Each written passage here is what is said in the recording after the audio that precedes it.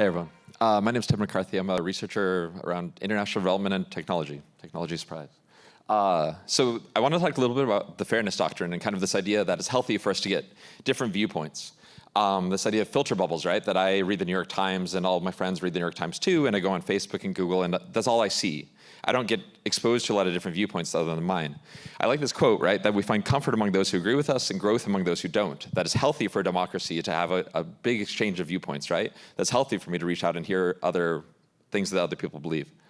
This is Melanie. This is a Washington Post article about a month ago.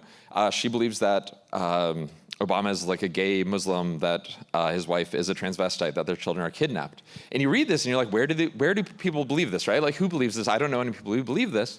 And this is a Pew study from about a year ago that said that conservatives tend to get their news from one site, liberals tend to get them from other sites. And the thing is, there's not a lot of overlap, right? There's this is very much the idea of filter bubbles, that we're getting these kind of different worlds of the views of the world. That's normal media, right? That's kind of traditional media, but 62% of Americans now also get their news from social media. And what can we do about that in terms of, it's one thing to say that Fox News is biased, but what happens when you're getting all your news from Facebook?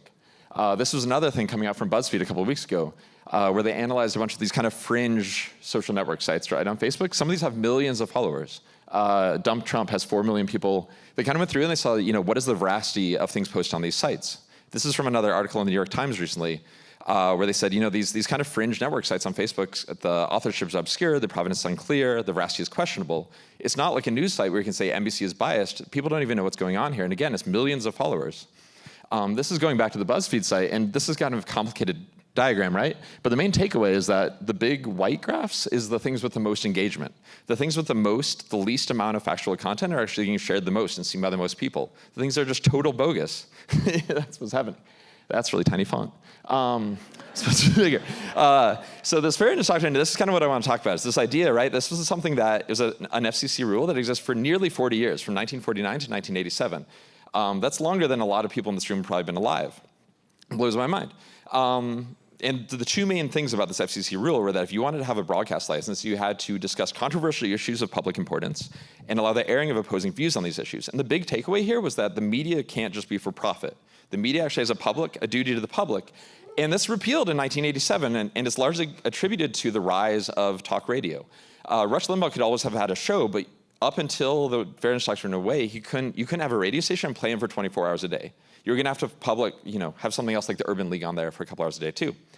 Again, a small font. But the whole idea, right, is that philosophically, what the fairness doctrine did was say that if you're going to have a radio station or TV station, you had a duty to the American public to inform people properly. There's this whole idea by Newton Minow, who was the FCC chairman about 50 years ago, and you have this distinction between the American interest and what interests Americans, right? Like it's entertainment and politics. And you look at this as a 30,000 person rally in Mobile, Alabama, and Trump very much is like entertainment, I think. A few people actually came out in favor of the fairness doctrine in 2008, right before Obama was getting elected. Bernie Sanders, Nancy Pelosi, even Bill Clinton said this might be a good idea.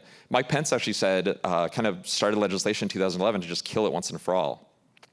Obama, even in 2008, basically called the fairness doctrine a distraction from the conversation we should be having about opening up the airwaves and modern communications to as many diverse viewpoints as possible.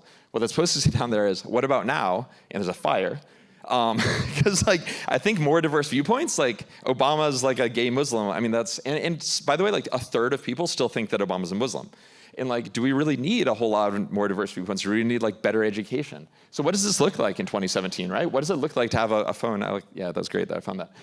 That was and traditionally the conservatives have been very much opposed to this fairness doctrine, right? But now you have stuff where Trump goes on InfoWars, which is this YouTube channel, it's basically conspiracy theories.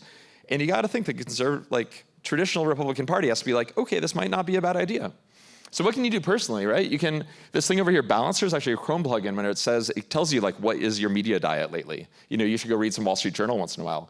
Don't unfollow or don't unfriend your racist uncle.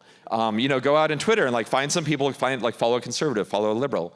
Media literacy education. I think we should really be talking seriously as a country about middle schoolers, high schoolers should go out and they should know, how do you find out if something's right? How do you find out if something's accurate? How do you look up, research this?